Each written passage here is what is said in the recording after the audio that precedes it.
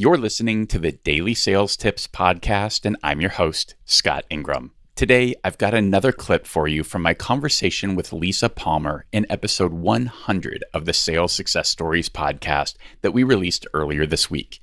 If you're in enterprise sales or sell to publicly traded companies, this really is a must listen. Here's just a taste.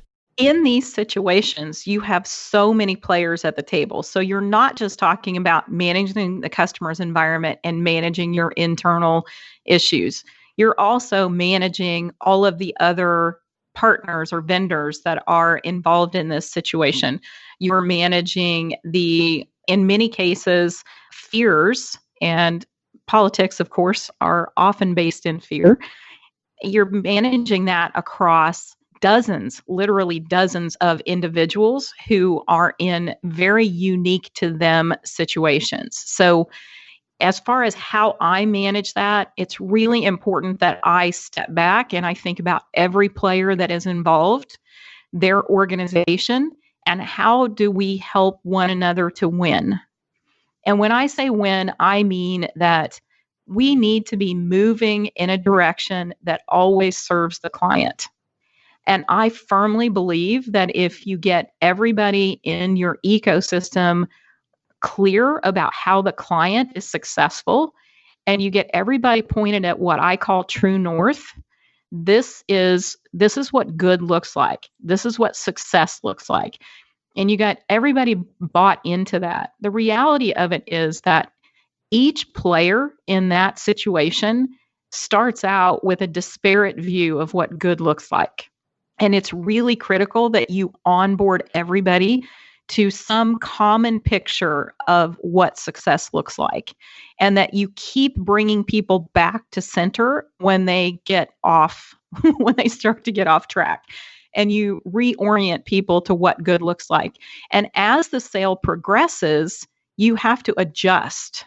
And as each of you learns and you get new barriers introduced into the environment and you become more aware of details that you weren't aware of before, et cetera, you got to make sure that you're continually orienting people towards what good looks like. And what that means is that you have to have some really frank conversations about situations where you are going to have to give a little bit and another partner is going to get a little bit more, because that's really what's best for the client.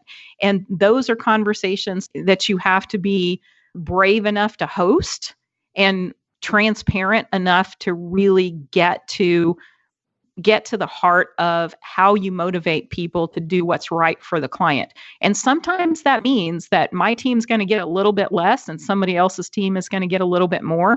And I have to be okay with that because that's what's best for the client. I think you started to outline some pieces of this, but I'm really interested in this idea of true north. How are you working to establish that, define that, get agreement around that? What's your process there? So to me, true north is about making sure that every effort that we work on with a client is directly impacting one of their corporate objectives.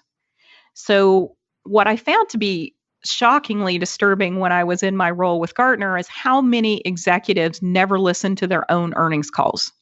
And so one of the first things that we would always counsel our executive clients to do is make sure you're listening to your earnings calls, because your CEO and your COO and your CFO are going out to the market and telling them what is going to be happening, where they're focused, what's absolutely critical to your success, et cetera.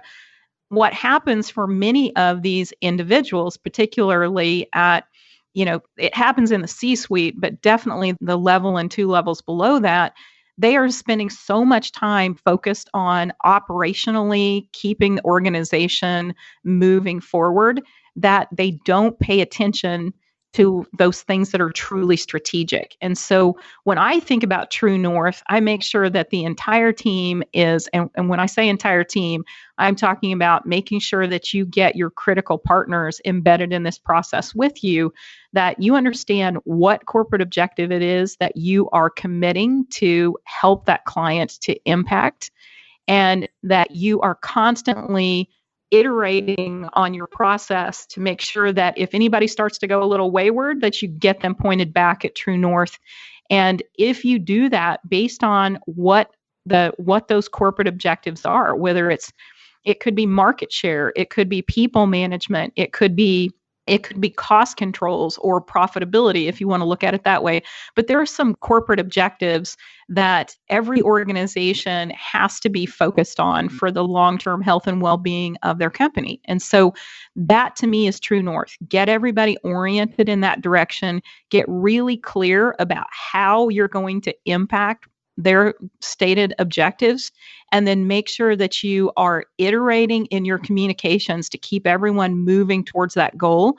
And particularly since we're technologists, there can be a real tendency to go down bunny trails because this is really cool and we could do this and this is really shiny.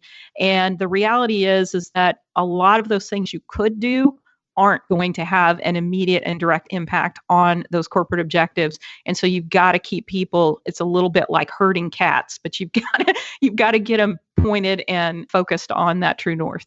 For the rest of this interview, just click over to top1.fm/100. There is so much there. The feedback has been absolutely tremendous, and it's definitely worth your time. Yes, all 2 hours of it. Go dig into that interview with Lisa Palmer and then come on back tomorrow for another great sales tip. Thanks for listening.